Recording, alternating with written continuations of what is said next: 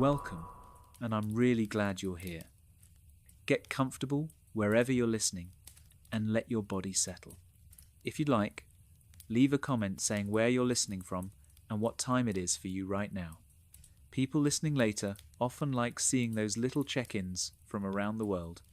Tonight's story is calm war history, told gently, and mostly in second person, so you can imagine what an ordinary day might have felt like for a World War II infantry soldier. Nothing graphic, nothing sudden, just a steady, quiet narration focused on routine, fatigue, and the small realities that made survival difficult.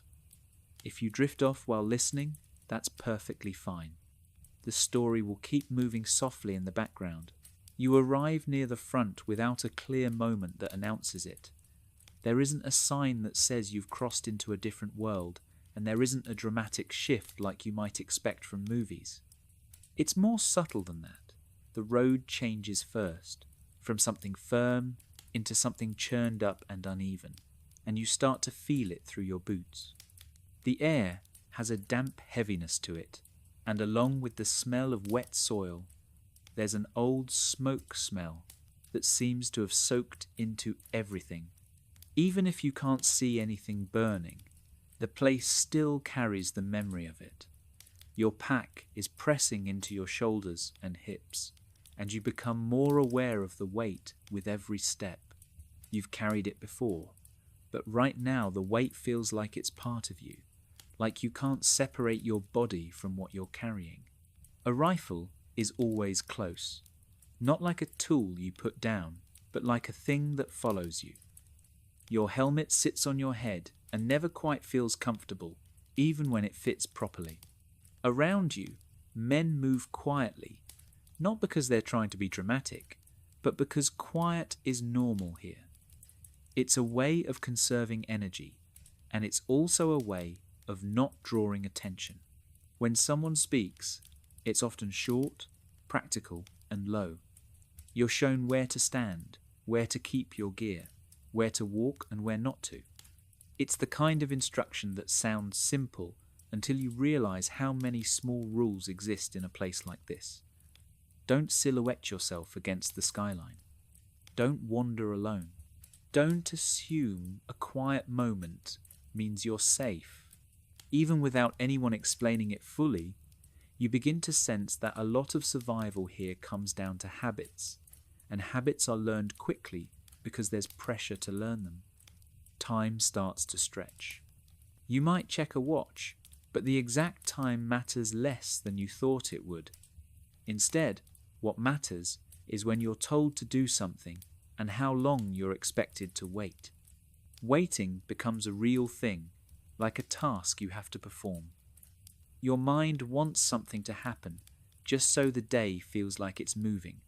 But the truth is that the day moves slowly and unevenly.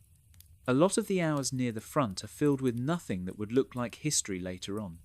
It's standing, watching, listening, and trying to look calm even when you don't feel calm. You notice the small details because there's time to notice them. The way your breath looks in colder air, the way a strap rubs a sore spot on your shoulder, the way your hands feel clumsier when you're tired. You begin to understand that the front isn't one constant roar of action. It's often quiet, and that quiet can be strange. Not peaceful, exactly. Just quiet in a way that makes you pay attention. You also become aware of how much you don't know.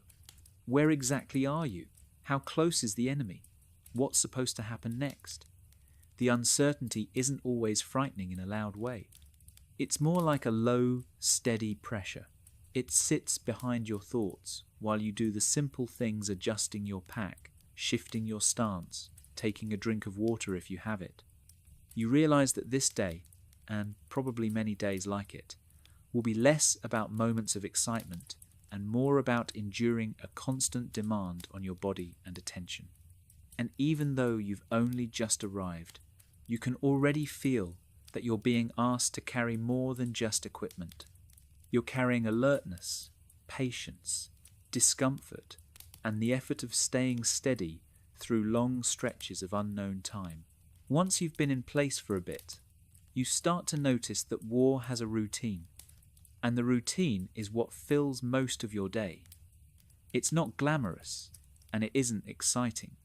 It's repetitive, practical, and sometimes strangely calming, simply because it gives your mind something to do. You learn to check your gear in the same order every time. You touch the straps, the buckles, the things that tend to come loose. You make sure you have what you need because the idea of needing something and not having it is uncomfortable in a way that's hard to ignore. The routine includes cleaning too. Even if your rifle doesn't look dirty, you wipe it down. Dust and moisture are constant, so is mud. The environment gets into everything: your clothing, your hands, your food, your thoughts. Cleaning becomes one of those small acts of control. You can't control the larger situation, but you can control the condition of your equipment. You notice that many soldiers return to these tasks again and again, not because someone is always ordering them to, but because it helps pass time and keeps the mind from spiraling. Boredom arrives quietly. It isn't the boredom of a lazy afternoon at home. It's a boredom mixed with alertness, because you can't truly relax. You're waiting, but you're also listening. Your ears learn to pick up distant sounds and decide whether they matter. Your eyes scan without staring. You learn not to waste energy, because energy is like currency here, and you don't know when you'll need it. People talk, but not constantly. There's a lot of silence. Some silence is simply tiredness. Some is caution. And some silence is just the habit of not speaking unless there's a reason. When someone does talk, it's often about small things: food, boots, a rumour about where the unit might move, a quiet joke that doesn't quite land but still feels worth saying. You realise that the routine is also social. You watch other soldiers and copy what makes sense. You learn where to place your gear so you won't trip over it in the dark. You learn how to sit in a way that rests your legs without making you stiff. You learn how to keep your helmet strap from irritating your skin.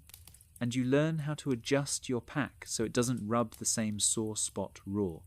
These are small lessons, but they add up.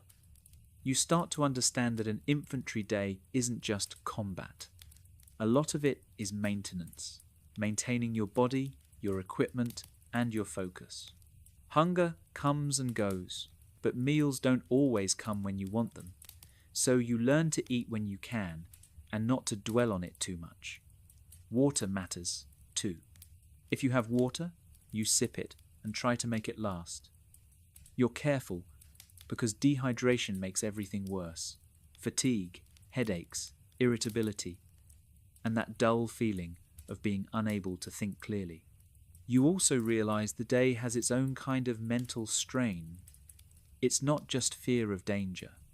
It's the strain of being on pause, of not knowing what the next instruction will be, of living in a constant almost moving, almost sleeping, almost doing something important.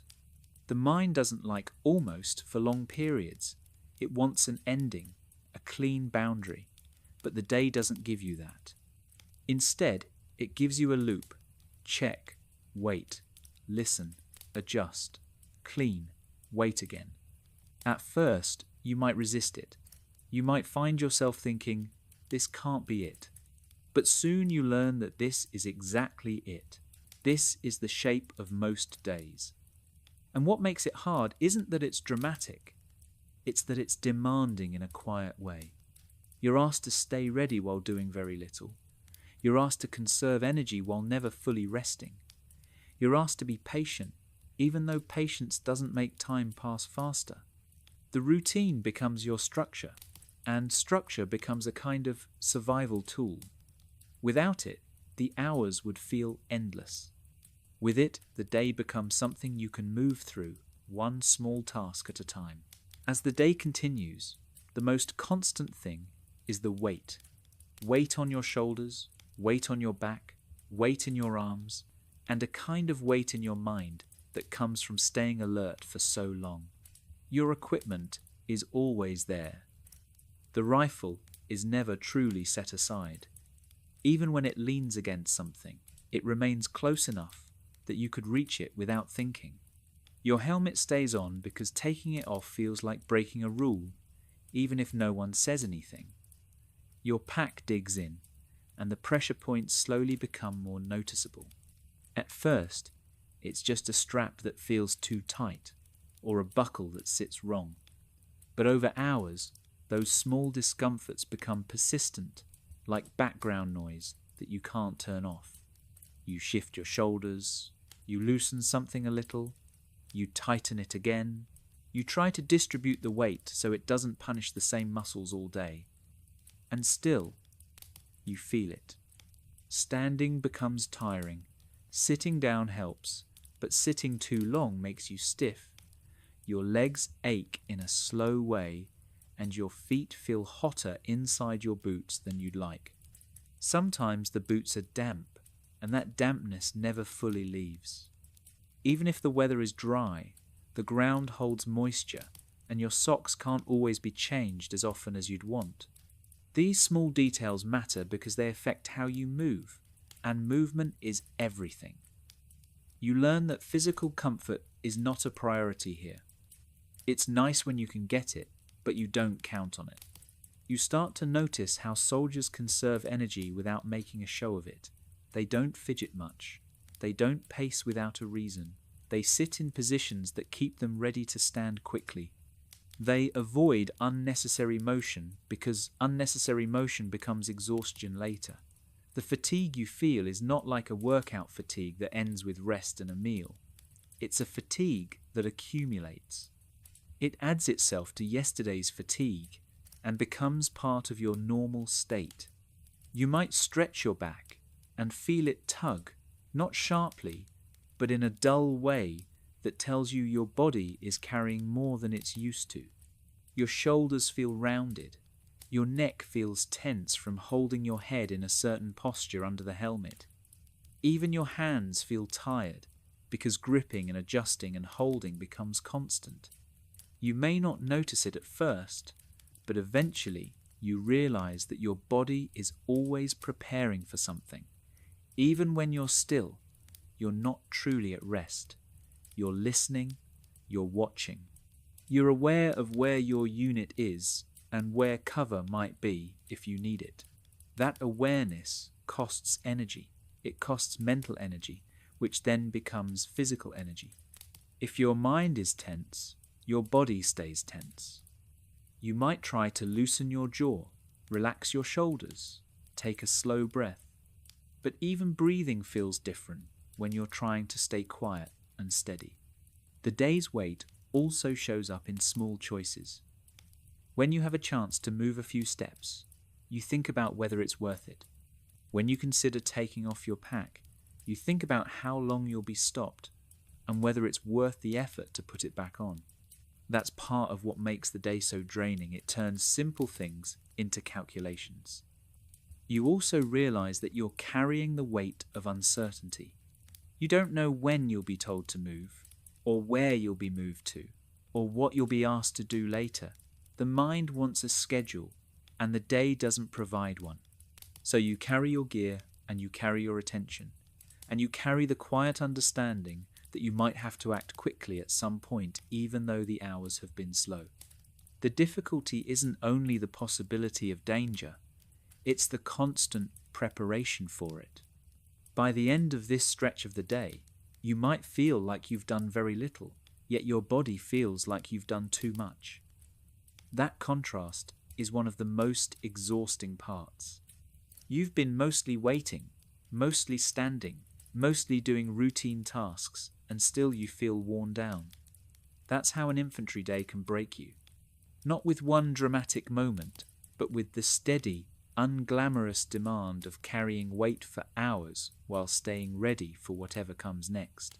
Food becomes one of the steady background calculations running through your mind, even when you're not consciously thinking about it, because the day doesn't provide regular meals or reliable breaks the way life once did. Hunger isn't dramatic at first. It arrives quietly, a dull sensation that comes and goes depending on how long it's been since you last ate and how much energy you've spent. There's no fixed breakfast or lunch, no clear moment when everyone stops at the same time. Instead, food appears when the situation allows it, when supply lines reach you, or when someone decides there's enough calm to distribute rations. When that moment comes, you eat. When it doesn't, you wait. The food itself is functional and unremarkable, designed to last rather than satisfy. Often it's dry, sometimes cold, and rarely something you'd want under normal circumstances. Still, you don't hesitate. You eat steadily and without comment, because you've learned that this might be the only chance you get for hours. You may be standing while you eat, or sitting on the ground with your gear still on, careful not to place yourself where the earth is too wet or uneven.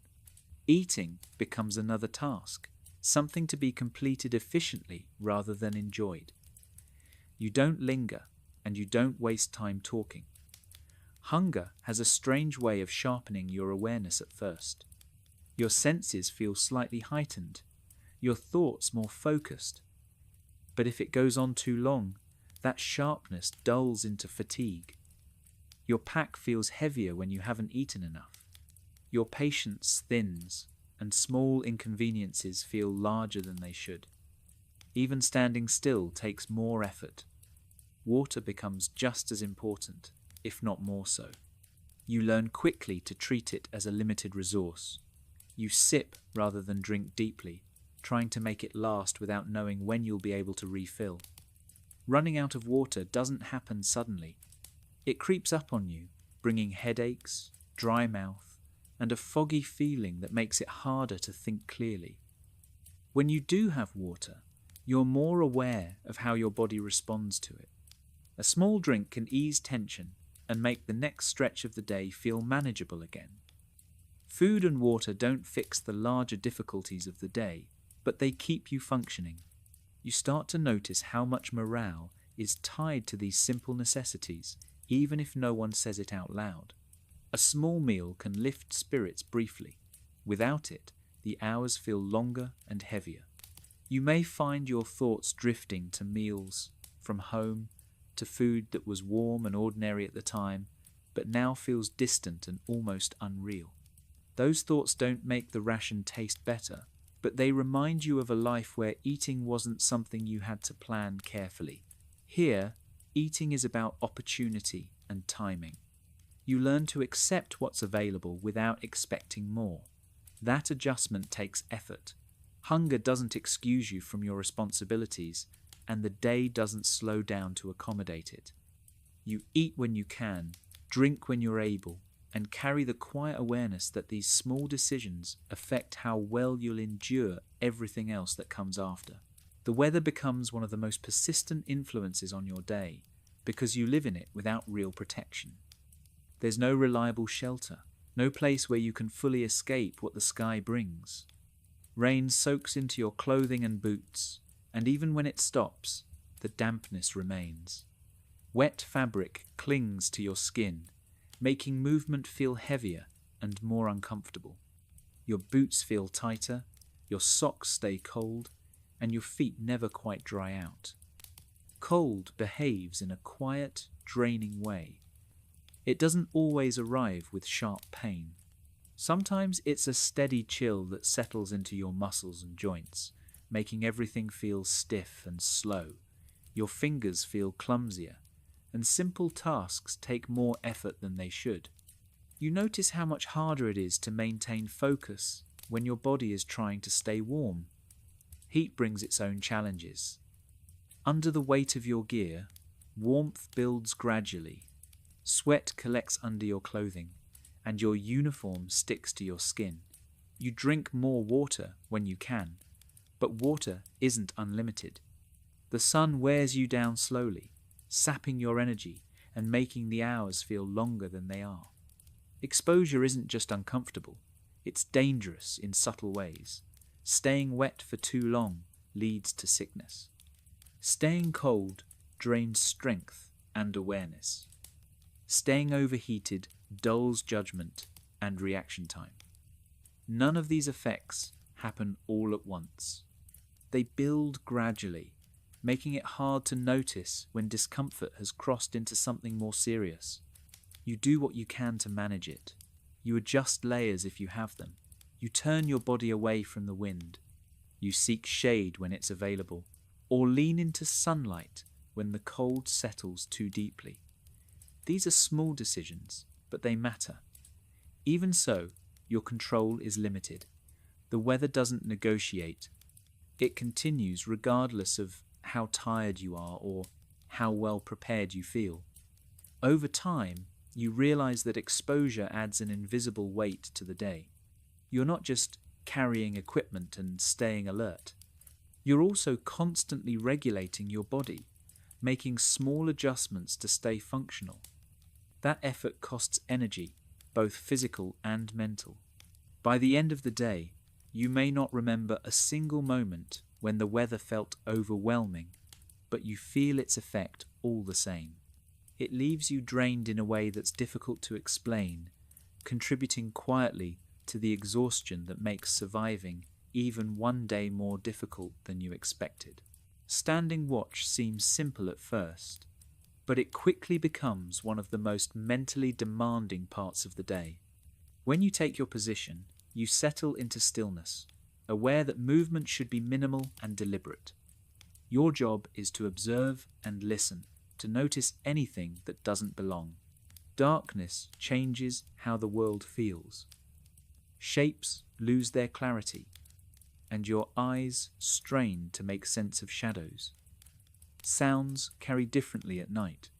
A distant noise feels closer, and familiar sounds take on new meaning.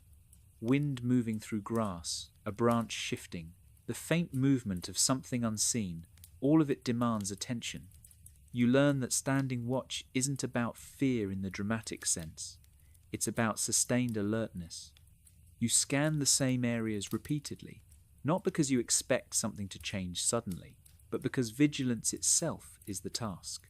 Time stretches in a way that's hard to measure. Minutes feel long, and you become aware of every sensation in your body. Your legs ache from standing still. Your back stiffens. You shift your weight slightly, careful not to make noise. Your breathing slows, and you keep it steady, aware of how loud it sounds in your own ears. Your thoughts wander, even as part of your attention stays fixed outward. You think about how tired you are, how long you've been standing, and how much longer you might have to stay here. You think about home, about nothing at all, about small details that pass through your mind without settling. Even so, you remain alert. You don't fully relax, because relaxation feels risky. You notice how draining this kind of stillness is. There's no clear end point, no sense of completion. You don't know exactly when your watch will end.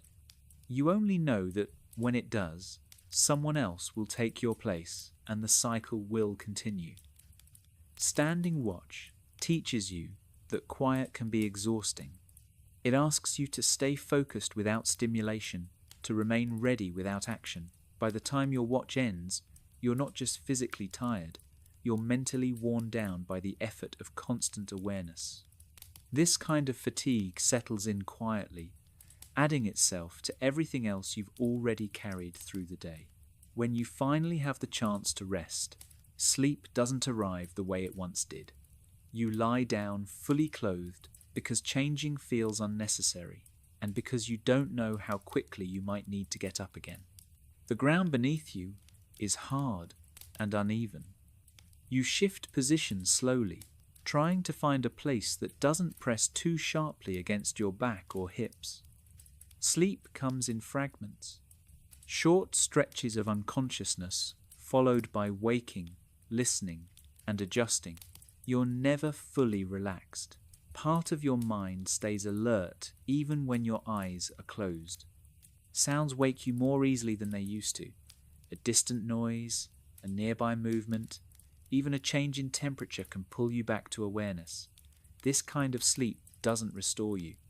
It keeps you functioning, but only just. You may dream, but the dreams are shallow and disconnected. When you wake, you're often unsure how much time has passed. Minutes and hours blur together. You learn to accept this because there's no alternative. Complaining doesn't bring better rest. You adjust your expectations instead. Sleep becomes something you take in small amounts whenever it's possible. Over time, the lack of deep rest affects everything. Your reactions slow slightly. Your patience wears thin. Your body feels heavier than it should. Even simple movements take more effort. Still, the day doesn't pause.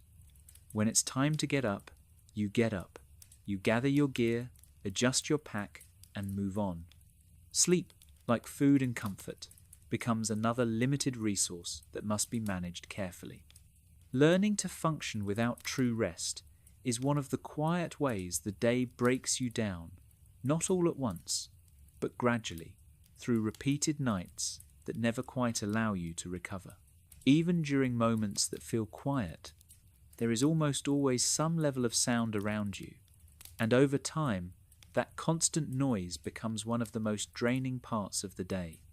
You might not notice it right away, especially if you're expecting loud, obvious chaos, but the reality is more subtle and persistent. Somewhere in the distance, there is often the low rumble of artillery, not close enough to feel, but close enough to hear. Engines start and stop, sometimes far away, sometimes closer than you'd like. Boots scrape against dirt, equipment shifts, and voices murmur briefly before falling quiet again.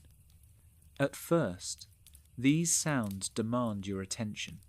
Your body reacts to each unfamiliar noise, your muscles tensing slightly as your mind tries to decide whether it matters. Over time, you learn to live with it, but that doesn't mean it stops affecting you. The noise becomes part of the environment, like wind or rain, always present and impossible to escape. Silence, when it comes, feels strange and unsettling rather than peaceful. You notice how difficult it is to truly relax when there is always something happening in the background. Even when nothing immediate is required of you, your ears remain alert, picking up on changes in rhythm or tone. A distant explosion sounds different from the last one, and your mind takes note even if your body doesn't move. This constant awareness costs energy. It keeps part of your mind active even when you're trying to rest. Over hours, that mental effort adds up, leaving you more tired than you realize. You begin to understand that exhaustion doesn't always come from physical labor. Sometimes it comes from never being able to fully switch off. At night, the noise feels closer, sharper. Sounds carry farther in the dark, and it's harder to place their source. You listen more intently, trying to separate routine sounds from anything unusual. The world feels narrower at night, reduced to what you can hear and feel. Your imagination fills in gaps, sometimes creating shapes or movements where none exist. You learn to control that instinct, reminding yourself not to react to every sound, but that control takes effort. Even familiar noises don't lose their power entirely. Each sound is a reminder that you're not in a place of rest. You're in a place where awareness is required at all times. By the end of the day, the constant noise leaves you feeling worn down in a quiet way. It's not overwhelming in a single moment, but it's relentless. It follows you through every task, every pause, and every attempt at rest. And because it never fully stops, it becomes another reason why surviving even one ordinary day requires more endurance than you expected. When you're told to move, the movement itself becomes another test of endurance. Marching isn't dramatic or fast the way it might appear in films. Most of the time, it's slow, steady, and repetitive. You walk for long stretches, carrying everything you own, placing one foot in front of the other without much variation. The terrain is rarely ideal. Roads turn into dirt paths, and dirt paths turn into uneven ground scattered with rocks, mud, or debris. Your boots hit the ground with a steady rhythm, and after a while, that rhythm becomes something you almost stop noticing. Your body settles into the motion, conserving energy where it can. Even so, the effort adds up. Each step sends a small jolt through your legs and back, and over time, those small impacts leave you feeling heavy and worn. You don't always know how far you're going or how long the march will last. Sometimes you're given a rough idea, but plans change and distances stretch longer than expected. Not knowing when you'll be able to stop makes it harder to pace yourself. You try not to think too far ahead. Instead, you focus on the next few steps. The ground immediately in front of you, the person walking ahead so you don't fall behind. Conversation during marches is limited. Talking takes energy, and breathing becomes more important. When people do speak, it's usually brief and practical. The weight of your pack shifts with each movement, and you adjust the straps when you can, trying to prevent the same spot from rubbing raw. Blisters form slowly, sometimes without you noticing, until the pain becomes harder to ignore. Even then, you keep walking. Stopping isn't always an option. Fatigue builds quietly during marches. It's not a sudden collapse. It's a gradual draining, a sense that each step requires slightly more effort than the last. You learn to manage it by keeping your movements efficient, by not lifting your feet higher than necessary, by letting momentum do some of the work. The environment adds to the challenge. Heat makes the march feel endless. Cold stiffens your muscles, making movement awkward and uncomfortable. Rain turns the ground slick and unpredictable, forcing you to concentrate on balance as well as forward motion. Over time, marching teaches you how limited your energy really is. It shows you how quickly physical reserves can be used up and how little chance you get to replenish them fully. By the time a march ends, you may feel like you've accomplished very little, yet your body feels like it's been pushed hard. That contradiction is one of the defining features of the day. You're constantly spending energy without seeing a clear result, and that slow drain, repeated again and again, is another reason why enduring a single day becomes so difficult. Much of your day is spent waiting for instructions that may or may not arrive when you expect them to. Waiting isn't passive here. It's active in its own quiet way. You remain alert, listening for your name, watching for signals, and trying to interpret changes in the behavior of those around you. Orders can come suddenly, interrupting whatever small task you were focused on, or they can be delayed for hours without explanation. This uncertainty becomes one of the most mentally exhausting aspects of the day. You don't know what you'll be asked to do next, or when. You can't fully relax, because at any moment, you might need to move, carry equipment, or take on another responsibility. At the same time, you can't prepare too specifically, because you don't know what preparation would be useful.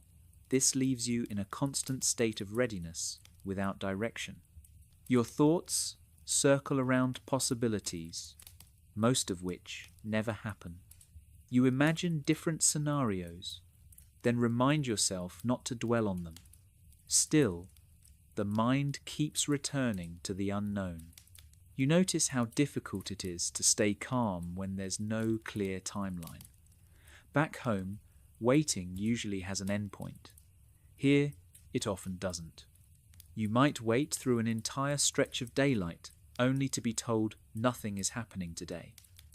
Or you might be told to prepare, then wait longer still. That kind of waiting wears on you in ways that are hard to describe. It creates tension without release. You learn to occupy yourself with small tasks to pass the time, You clean equipment again. You adjust your gear. You sit, stand, and sit again. You listen to the environment, even though you've heard it all before. These small actions give the illusion of control, even when control is limited. Over time, you realize that uncertainty itself is a burden. It takes energy to remain ready without knowing what you're ready for. It takes discipline to avoid becoming frustrated or careless. You see how easily mistakes can happen when people grow tired of waiting. Attention slips. Movements become less deliberate. You try to fight that by staying engaged, but engagement without direction is draining. By the end of this part of the day, you may feel more tired than you would after physical labor alone. Your body hasn't been pushed to its limits, but your mind has been working constantly, managing anticipation, disappointment, and the effort of staying steady. Living in uncertainty becomes part of the daily experience, and learning to endure it quietly is one of the skills you develop, even though it costs you more than you realize. As night begins to settle in, the world around you changes in a way that's subtle but unmistakable, and you feel it long before darkness fully arrives. The light fades gradually, stretching shadows and softening edges until distance becomes harder to judge. Colors lose their meaning, and the environment turns into a collection of shapes and contrasts rather than clear objects. You become more aware of where you are standing, where others are positioned, and how exposed you might be if you move at the wrong moment. Night doesn't bring rest automatically. Instead, it brings a different set of demands. The air often feels cooler, sometimes damp, and the temperature shift reminds you of how exposed you really are. You pull your clothing closer, adjust your gear, and settle into a posture that balances readiness with fatigue. Sounds seem louder at night, even when they're not. A distant noise carries farther, and it's harder to tell where it's coming from. Your ears work constantly, separating familiar background sounds from anything that feels out of place. You notice how the absence of light makes your mind more active. Without clear visual information, your imagination fills in gaps, sometimes creating movement where there is none. You learn to question those instincts, reminding yourself not to react too quickly, but that mental filtering takes effort. The night feels narrower, as if the world has shrunk to the small area you can sense directly. Your focus tightens, not because you're afraid in a dramatic way, but because caution becomes automatic. You're more aware of your own movements, the sound of your boots against the ground, the way equipment shifts when you change position. You try to move slowly and deliberately, minimizing noise without thinking too much about it. Time behaves differently at night. Without clear markers like sunlight or visible activity, minutes and hours blur together.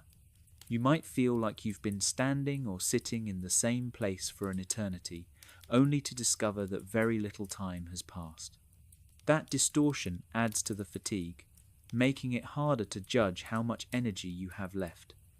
Conversation, if it happens at all, is brief and quiet. People speak when necessary, but there's no casual talk. Silence becomes the default. In that silence, you become more aware of your own thoughts. You think about how long the day has been, about how much effort it has taken to get to this point, and about how the night doesn't necessarily mean the day is over. There's still responsibility, still awareness required. You notice how your body reacts to prolonged stillness. Muscles stiffen, joints ache, and your posture becomes harder to maintain. You shift slightly, careful not to draw attention. You might stretch subtly, trying to ease tension without making noise. Even these small movements feel significant in the quiet. The night also brings a sense of isolation, even when you're surrounded by others. Everyone is focused inward, conserving energy and attention. You may feel alone with your thoughts, carrying the weight of the day without distraction. That isolation isn't dramatic or overwhelming, but it's persistent. It sits quietly, like the darkness itself. You begin to understand that night isn't a break from the demands of the day. It's a continuation, shaped by reduced visibility and increased uncertainty. Surviving this part of the day requires patience, restraint, and the ability to stay steady when there's very little feedback from the world around you. And by the time the night has fully settled in, you're already carrying the accumulated strain of everything that came before, making each additional hour feel heavier than the last. By this point in the day, fatigue has become more than just a feeling of being tired. It's a presence that settles into your body and stays there, influencing how you think, move, and react. This kind of fatigue doesn't arrive suddenly. It builds gradually, layer by layer, starting in the muscles and spreading into your attention and patience. You notice it first in small ways. Your movements feel slightly slower. Your grip feels less sure. Standing up takes a bit more effort than it did earlier. None of these changes are dramatic enough to stop you, but together they create a sense of heaviness that's hard to ignore. Mental fatigue accompanies the physical strain. Staying alert for so long, especially in an environment where nothing happens for extended periods, wears down your focus. Your thoughts drift more easily, and pulling them back requires conscious effort. You catch yourself staring at the same spot without really seeing it, then remind yourself to stay engaged. That constant self-correction is tiring in its own right. You realize that rest, when it comes, hasn't been enough to reset you. Short naps and fragmented sleep don't erase the exhaustion. They only make it possible to continue. Your body adapts to this state, but adaptation doesn't mean comfort. It means learning to function while carrying fatigue as part of your baseline. You notice how fatigue changes your emotional responses. Small frustrations feel larger. Waiting feels longer. Noise feels more irritating than it did earlier in the day. You don't express these feelings openly, because everyone else is dealing with something similar and because there's no benefit in voicing them. Instead, you manage them internally, using the same discipline you apply to your physical movements. You focus on small, immediate tasks to keep yourself grounded, adjusting your gear, shifting your stance, taking slow, steady breaths. Fatigue also affects decision-making in subtle ways. You become more cautious, sometimes overly so, because you're aware that mistakes are more likely when you're tired. At the same time, fatigue can dull your reactions, making it harder to respond quickly if something unexpected happens. Balancing those two tendencies takes effort and awareness. You start to understand why endurance is so important here. It's not just about strength or toughness.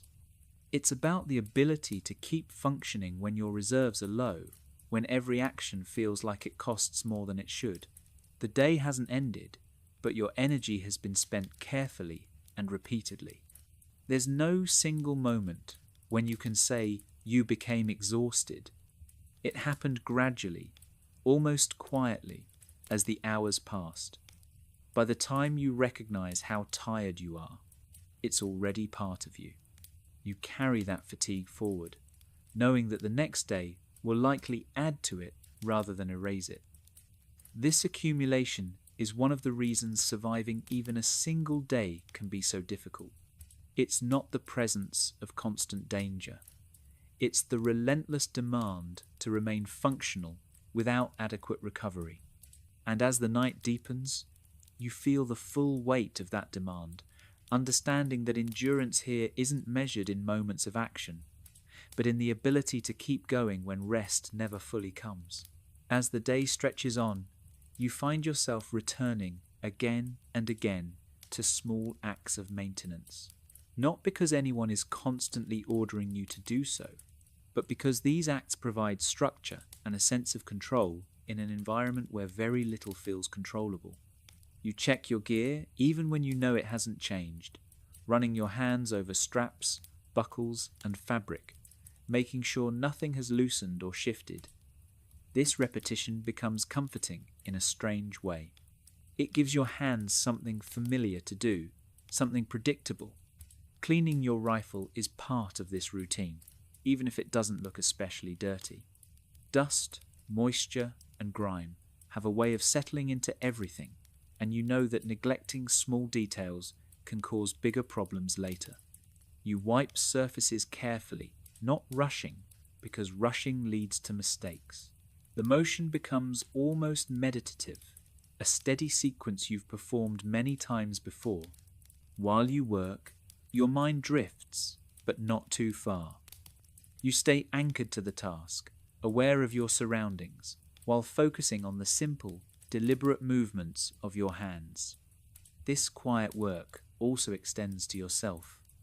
You adjust your clothing to reduce friction, loosen a strap that's been rubbing the same sore spot all day, and shift your posture to relieve pressure on tired muscles. These adjustments are small, but they matter. Over hours, even minor discomfort can become unbearable if it's left unaddressed.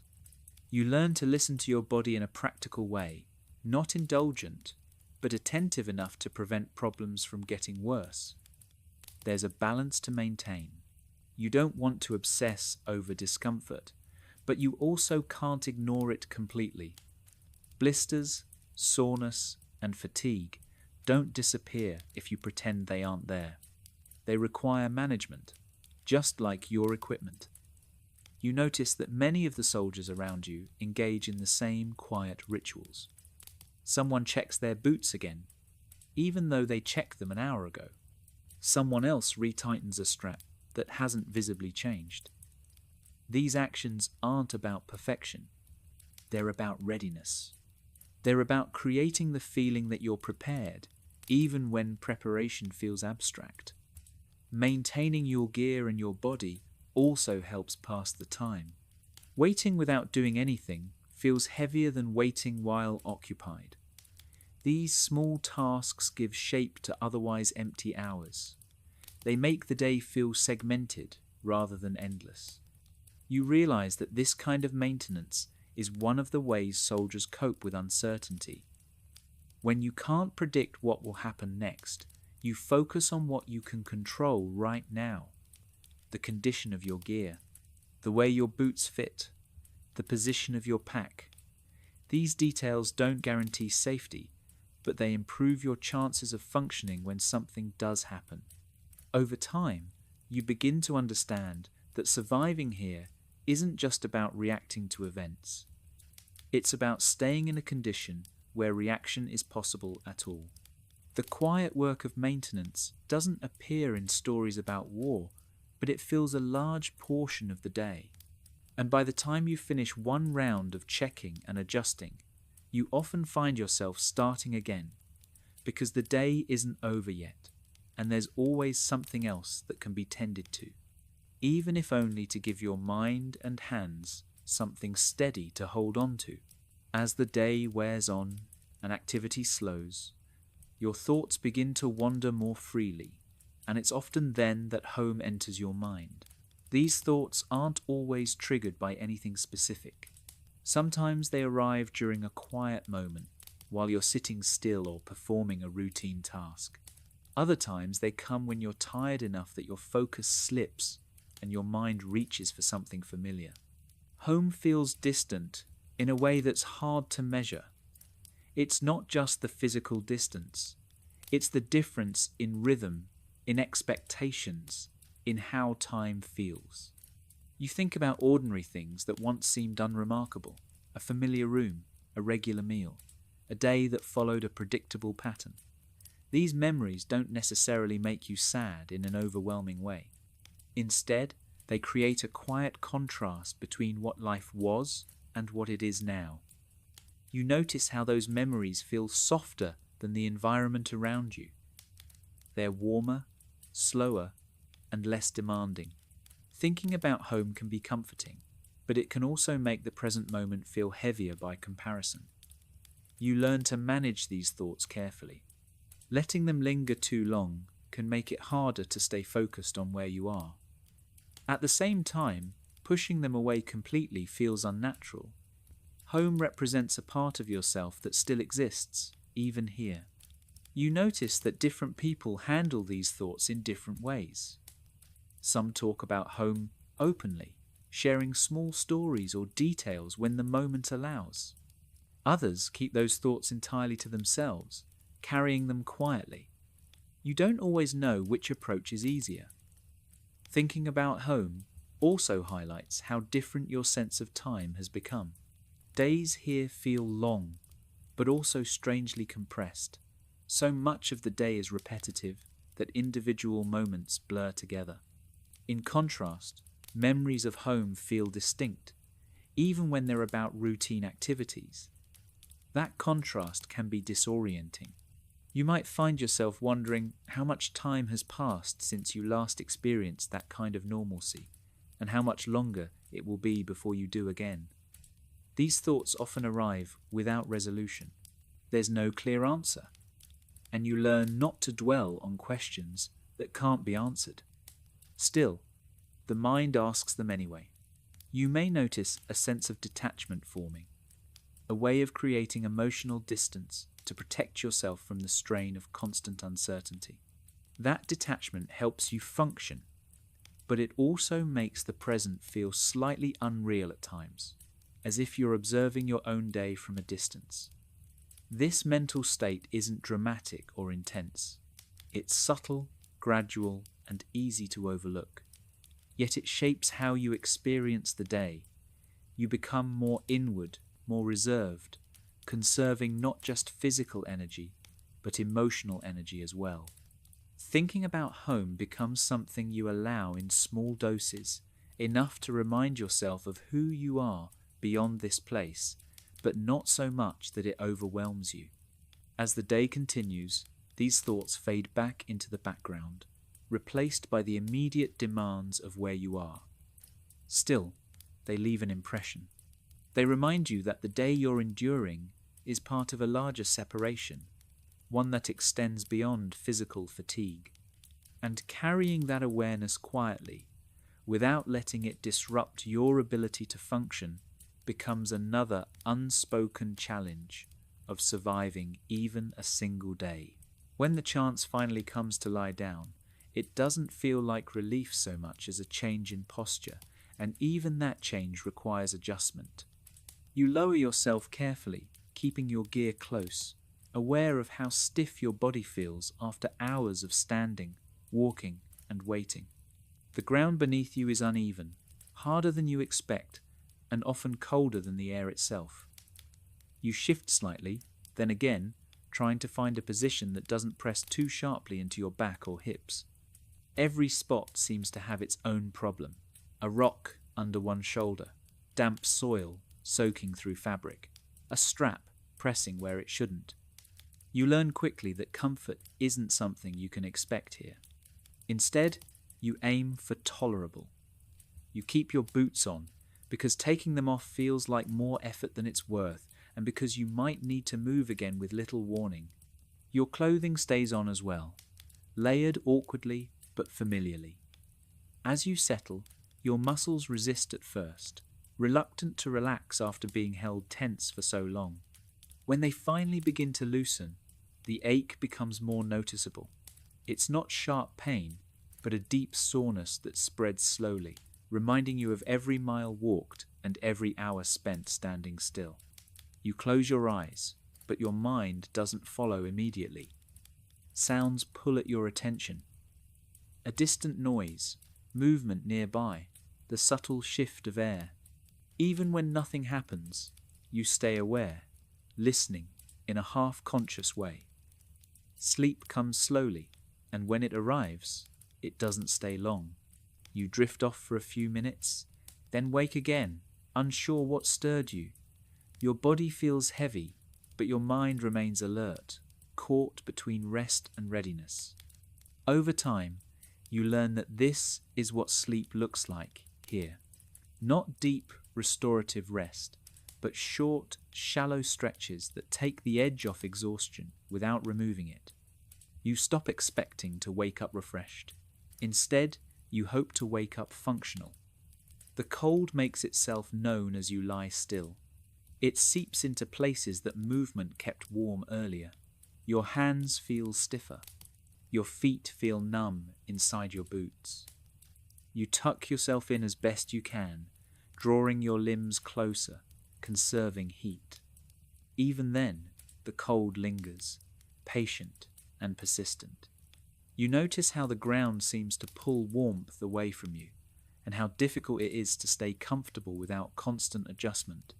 Turning over requires effort, and each movement risks waking you fully again. You weigh the discomfort of staying still against the effort of shifting, often choosing stillness simply because you're too tired to move. Time behaves strangely during these periods of rest. You're not sure how long you sleep or how long you're awake. Moments blur together, and you lose track of sequence. You may dream briefly, but the dreams are shallow and fragmented, fading quickly when you wake. When you do wake, it's often with a sense that you haven't been asleep long enough, even if hours have passed. You accept this gradually, not because it's easy, but because there's no alternative. Rest becomes something you take in small, imperfect pieces, wherever you can find them. This acceptance is part of adaptation. You learn not to fight the discomfort, because fighting it costs energy you don't have. Instead, you endure it quietly, letting your body do what it can with the limited conditions available. By the time you rise again, you're aware that rest here doesn't erase fatigue. It only keeps it from overwhelming you completely. And understanding that difference is one of the quiet lessons the day teaches you.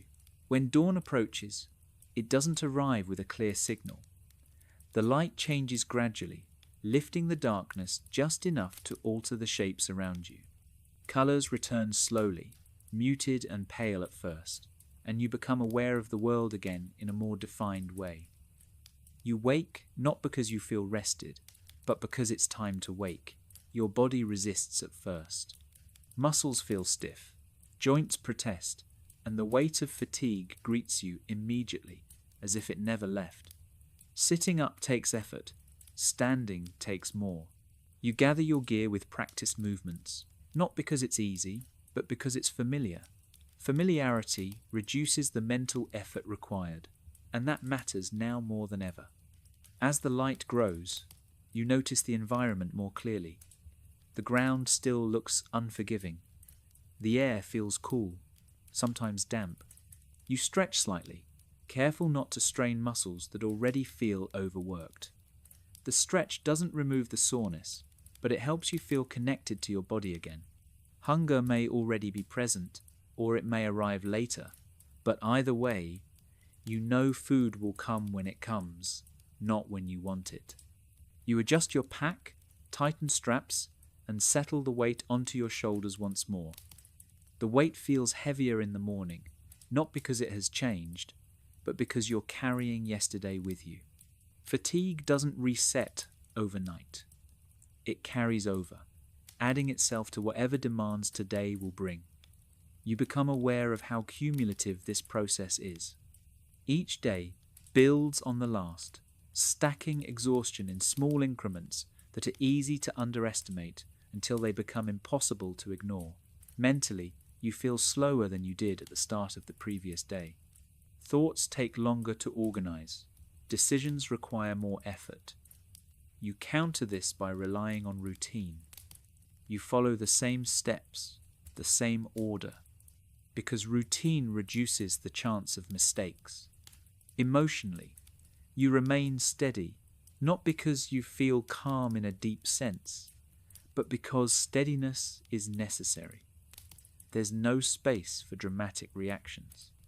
Everything happens within a narrow range of acceptable response.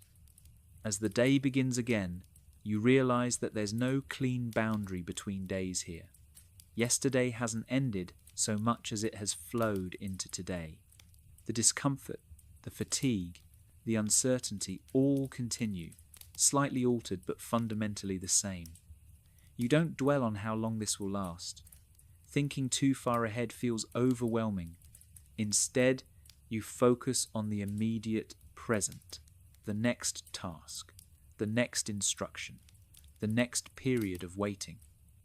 This focus isn't optimism or resignation, it's practicality. It's how you keep moving forward without being crushed by the weight of accumulated effort. You understand now that surviving even one day isn't about dramatic moments of courage. It's about managing continuity, about carrying fatigue, discomfort, and uncertainty forward without letting them stop you. As morning fully arrives, you stand ready again, not refreshed, not renewed, but functional. And that, you've learned, is enough to begin another day. As the day progresses again, you begin to notice how the smallest strains, repeated often enough, start to reshape how you experience everything around you. None of these strains would seem significant on their own. A strap pressing against your shoulder, a boot rubbing slightly at your heel, the constant need to stay aware of where you place your feet. Individually, they're easy to dismiss, but together they form a steady pressure that never fully lifts. You feel it in the way you move, more cautiously now, more deliberately. You conserve energy without thinking about it, choosing positions that require less effort to maintain and avoiding movements that don't serve an immediate purpose. Your body has learned, through repetition, that efficiency matters. Mentally, you feel the effects as well. Concentration requires more effort than it did earlier in the day. You catch yourself drifting, then gently pull your attention back to the present. This constant redirection is tiring in itself. You become aware of how much work it takes to remain focused when nothing dramatic is happening. There are long stretches where your environment doesn't change, where your responsibilities remain the same, and yet you can't fully disengage. That sustained state of readiness wears on you quietly. Emotionally, you feel more muted than before. Reactions flatten out, not because you no longer care, but because strong emotional responses would take energy you don't have. You observe rather than react. You register discomfort rather than resist it. This isn't indifference, it's adaptation. You're learning how to continue functioning under conditions that would have felt intolerable not long ago. The accumulation of strain also changes how you perceive time. Hours blend together, marked only by small shifts in light or activity. You don't think in terms of the entire day anymore. You think in terms of manageable segments. The next task, the next pause, the next moment where you can stand still or sit down. This narrowing of focus helps you endure, but it also makes the day feel longer in a strange way. Without clear milestones, progress becomes harder to measure. You may wonder how many hours have passed, then realize it doesn't matter much. The day will continue regardless. Physically, the strain settles into your muscles and joints, becoming a familiar presence. You stretch when you can, gently and briefly, careful not to draw attention or exhaust yourself further. The stretches don't eliminate soreness, but they remind you that your body is still capable of movement, still responsive. That reassurance matters. It helps counter the feeling that fatigue might one day simply stop you altogether. You notice how everyone around you carries these same small strains in their own way. Some move more slowly. Some shift their weight frequently. Some stare into the distance, conserving mental energy. No one speaks much about it, because it's understood. These conditions don't require explanation. They're shared. Over time, you realize that these small strains are not just obstacles to be overcome. They're shaping you. They're teaching you how to endure without drama, how to accept discomfort without letting it dominate your thoughts. This quiet transformation is one of the reasons surviving even a single day here is so demanding. It asks you to change, subtly but continuously, adjusting your expectations and responses until endurance becomes second nature. Alongside the physical and mental fatigue, there is an emotional quiet that settles in as the day stretches on, and you become aware of it not through sudden sadness or fear, but through the absence of stronger feelings. This emotional quiet isn't numbness in the complete sense. It's more like a narrowing of range. Joy, frustration, excitement, and worry all exist, but they're muted, held at a distance. You don't allow yourself to lean too far into any of them, because doing so would require energy and focus that you need elsewhere. This discipline becomes automatic over time. You respond to situations with measured reactions, keeping your emotions within manageable bounds. If something goes wrong, you address it calmly. If something goes well, you acknowledge it briefly and move on. This emotional steadiness helps you function, but it also creates a sense of detachment. You feel present, yet slightly removed from your own experience, as if you're observing the day from just behind your own eyes. This distance isn't deliberate. It develops naturally as a way of coping. You notice it most during quiet moments, when there's nothing immediate demanding your attention. Your thoughts slow, and you become aware of how little you're feeling compared to how much you're enduring. This realization isn't upsetting. It's simply noted and then set aside. You've learned not to dwell on internal states that don't offer practical value. Discipline plays a large role in maintaining this emotional balance. You follow routines not just to manage your gear and body, but to manage your mind. Structure keeps emotions from drifting too far. Knowing what comes next, even in a vague sense, helps prevent anxiety from taking hold.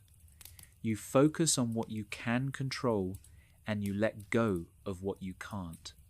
This approach doesn't eliminate stress, but it keeps it contained. You also notice how emotional quiet spreads through groups.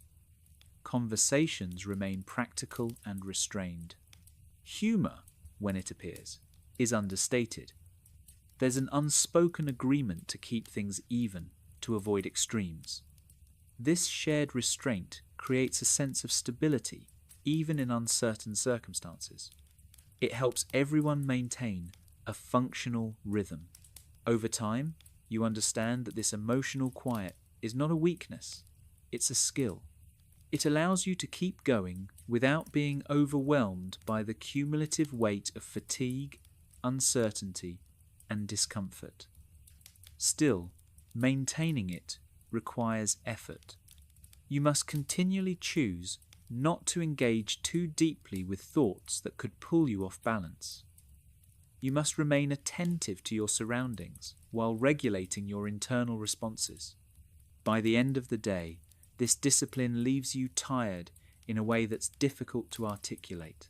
It's not the exhaustion of physical labor alone, but the weariness that comes from sustained self-control.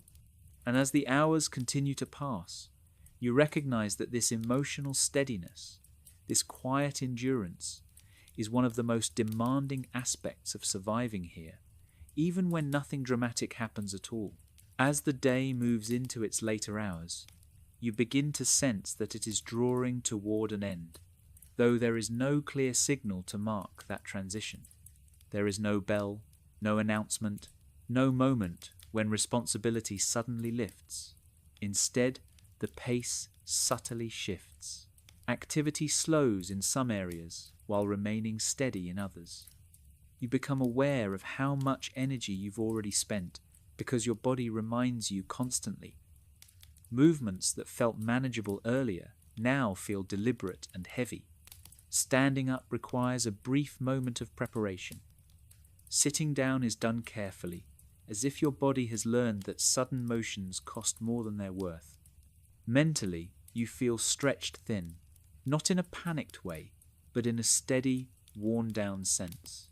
Your attention still works, but it doesn't snap into focus as quickly as it once did. You rely more heavily on habit, letting familiar routines guide your actions. You check your surroundings almost automatically. You adjust your gear without fully thinking through each step.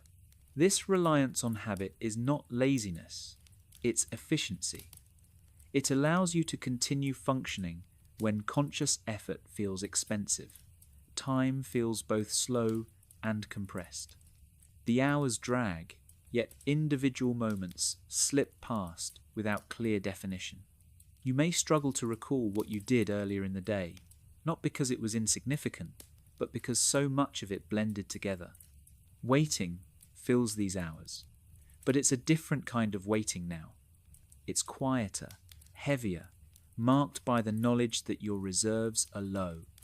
You're aware of how much you want the day to end, even though you know that the end of one day doesn't necessarily mean relief. Tomorrow will bring more of the same. That awareness doesn't discourage you outright, but it does weigh on you. You manage it by narrowing your focus further. You think less about tomorrow and more about the present moment where you're standing. What you need to do next. How to conserve energy for whatever remains. Physically, the accumulated strain becomes more noticeable as your body cools or stiffens. Muscles ache in a deep, familiar way. Joints feel less forgiving. You stretch when you can, subtly and briefly, not expecting relief so much as a slight easing. Hunger may return, or it may linger quietly without demanding attention. Thirst feels more pronounced now, but you continue to manage it carefully. Emotionally, you remain steady, though you may feel a faint sense of relief simply because the day has progressed this far. Not relief in the sense of comfort, but relief in knowing that you've endured another long stretch without something going wrong. That endurance feels like an accomplishment, even if it goes unacknowledged. As the light fades again, or activity diminishes, you realize that the hardest part of the day isn't any single task, it's the accumulation. It's the way each demand layers on top of the last, creating a weight that's difficult to describe to anyone who hasn't experienced it. By this point, you're not thinking about heroism or history. You're thinking about balance, about staying upright, staying aware, and staying functional long enough for the day to finally give way to rest, however incomplete that rest may be. When you finally consider the day as a whole, you begin to understand why surviving even a single ordinary day as a World War II infantry soldier was never guaranteed, and it has little to do with constant combat or dramatic danger.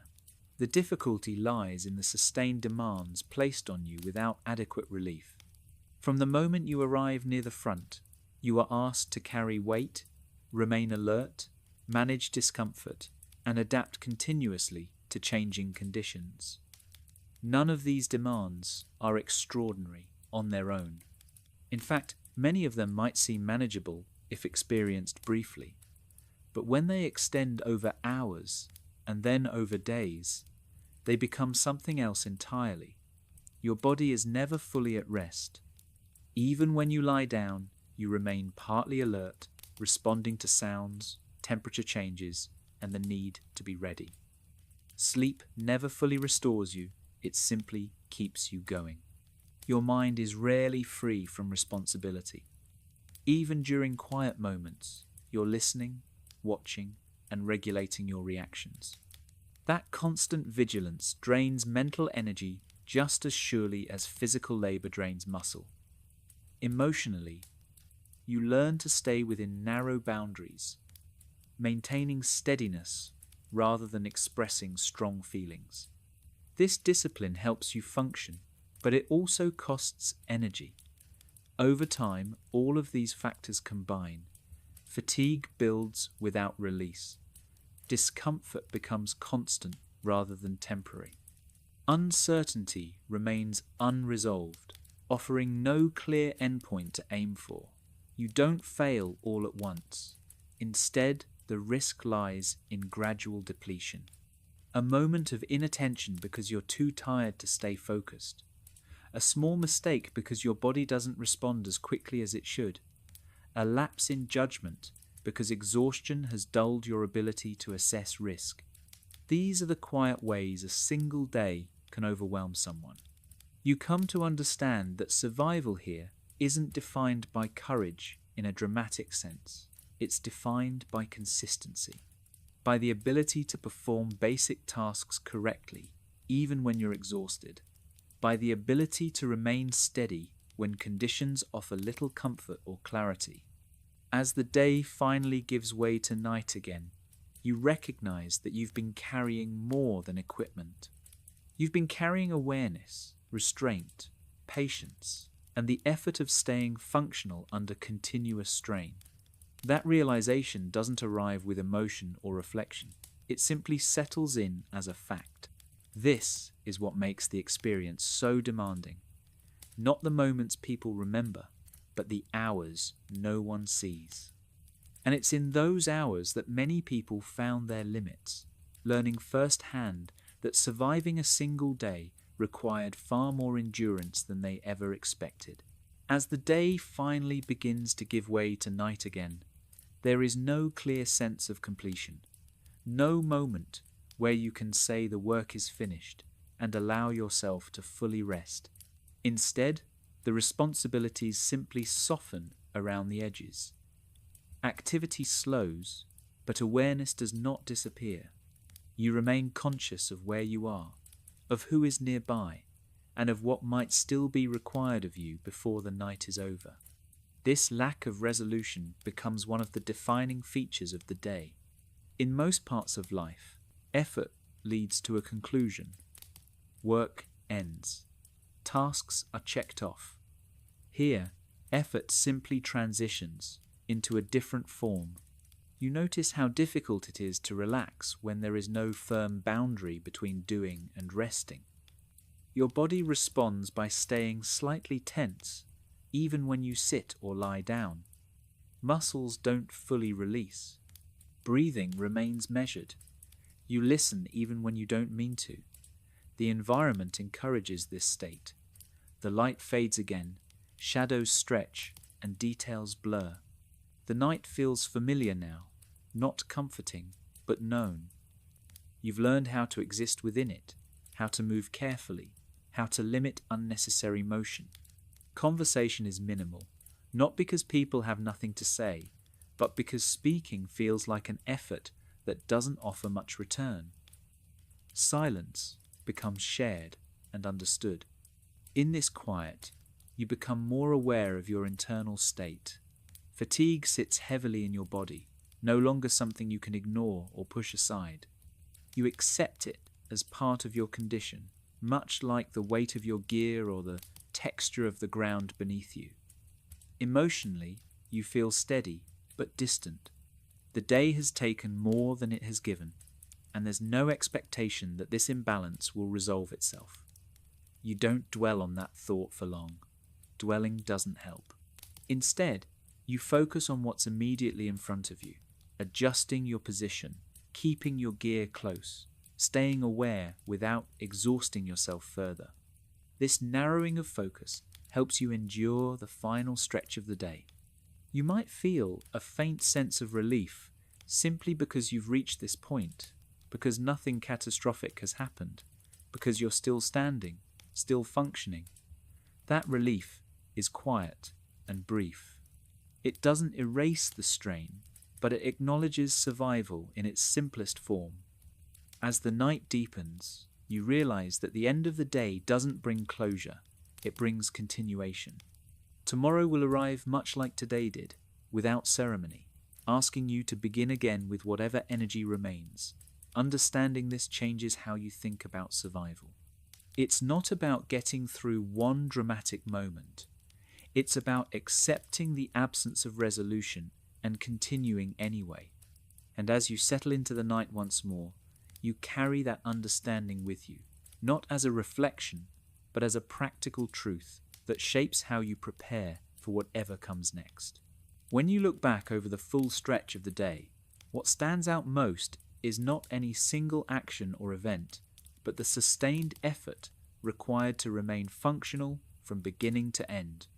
Survival here is rarely defined by moments of sudden danger or decisive action. Instead, it's defined by endurance. By the ability to keep performing basic tasks correctly even when fatigue, discomfort, and uncertainty have become constant companions, you realize that many of the challenges you face today were quiet ones. Hunger that dulled your focus, weather that drained your energy without announcing itself, waiting that stretched your patience thin, sleep that never fully restored you. None of these experiences would seem dramatic in isolation, but together they formed a steady pressure that tested your limits. Endurance in this context is not about pushing harder or forcing yourself forward through sheer will. It's about regulation, about knowing when to conserve energy, when to rely on routine, and when to accept discomfort without letting it dominate your attention. You managed your body by adjusting gear, posture, and movement. You managed your mind by narrowing your focus, avoiding unnecessary emotional swings, and maintaining discipline even when motivation was low. You managed uncertainty by accepting that not everything could be anticipated or controlled. These skills are rarely celebrated, yet they were essential. Without them, even a single day could overwhelm someone. You understand now why so many accounts of war focus on the extraordinary moments, because those moments are easier to describe and remember. But the reality of survival lived elsewhere. It lived in the ordinary hours, the repetitive tasks, and the quiet decisions made again and again throughout the day. You also recognize how fragile endurance can be. It depends on small margins. Enough food to stay focused, enough rest to keep functioning, enough emotional restraint to avoid burnout. When any one of those margins shrinks too far, the risk of failure increases. And failure doesn't always mean collapse. It can mean a mistake, a lapse in attention, or a delayed reaction. These are the quiet ways endurance breaks down. As the day concludes without ceremony, you carry this understanding forward.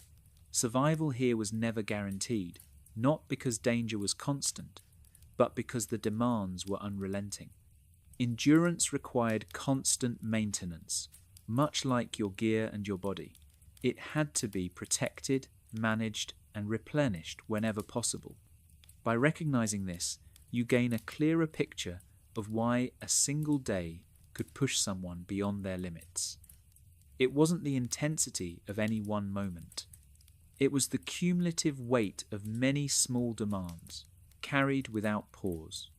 And as you prepare to move into another night, that understanding remains with you, shaping how you approach whatever the next day might bring. As the final hours of the day fade fully into night, you come to understand that there is no clean separation between effort and rest here, no clear line that marks when responsibility truly ends. Even now, as activity slows to its lowest point, awareness remains with you. You stay conscious of your surroundings, of the sounds that persist in the distance, of the subtle movements of those nearby. The day does not conclude so much as it dissolves, blending into a quieter version of itself. Your body feels the full weight of what it has carried. Muscles ache in a familiar, persistent way. Joints feel stiff and less responsive. Fatigue settles deeper now, no longer something you can ignore or postpone. You accept it as part of your condition, the natural result of sustained effort without meaningful recovery. Mentally, you feel stretched thin, though still capable. Thoughts move more slowly, and you rely even more heavily on routine and habit to guide your actions. Emotionally, you remain steady, though distant. Strong reactions feel unnecessary, even impractical. What matters now is maintaining balance, keeping yourself functional enough to meet whatever remains of the night. You notice how the absence of resolution affects you. In most circumstances, reaching the end of a day brings a sense of completion, however small. Here, there is none. Tomorrow will arrive without regard for how tired you feel or how much effort today required.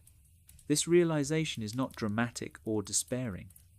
It simply exists, shaping how you approach rest. You lie down when you can, positioning yourself carefully, keeping your gear close, remaining ready even as you try to disengage. Sleep, if it comes, does so lightly. You drift in and out, never fully surrendering awareness. Sounds continue to register. Temperature shifts wake you. The ground reminds you constantly of its presence. You do not expect comfort. You expect only enough rest to continue. This expectation, once unfamiliar, has become normal. You understand now that survival here depends on accepting the incomplete nature of rest, the unfinished feeling of each day. Carrying the day forward means carrying fatigue, uncertainty, and restraint into the next stretch of time without letting them overwhelm you. And as the night deepens, you remain where you are, steady and alert, not because you feel strong, but because endurance has become your default state. When you look back over everything this day has required of you, it becomes clear why surviving even a single ordinary day as a World War II infantry soldier was never guaranteed. The challenge was not constant danger or dramatic confrontation. It was the sustained demand to remain functional under conditions that offered little relief. From the moment you arrived, you were asked to carry weight, manage hunger and exposure, endure fatigue, and regulate your emotions, all while remaining alert to uncertainty. None of these demands were extraordinary on their own. Together, they formed a continuous strain that tested both body and mind. Survival depended not on heroism, but on consistency, on the ability to perform basic tasks correctly even when tired, on the discipline to conserve energy, manage attention, and accept discomfort without resistance. Endurance was built quietly, through small decisions repeated again and again throughout the day. You learn to narrow your focus, rely on routine, and remain emotionally steady. These skills did not remove hardship, but they made it possible to continue. This is why the experience is so difficult to capture fully. The true weight of the day lies in what accumulates rather than what explodes. It lies in the hours of waiting, the incomplete rest, the constant adjustment to conditions that do not pause or soften. As the night settles fully and the day finally fades into memory, there is no sense of triumph, only continuation. You have endured, and that is enough. If you've made it all the way to the end of this story, thank you for spending this quiet time here. And if you truly enjoyed listening, you're always welcome to subscribe to the channel to find new calm history stories like this one each week. For now, allow yourself to rest. The story is complete.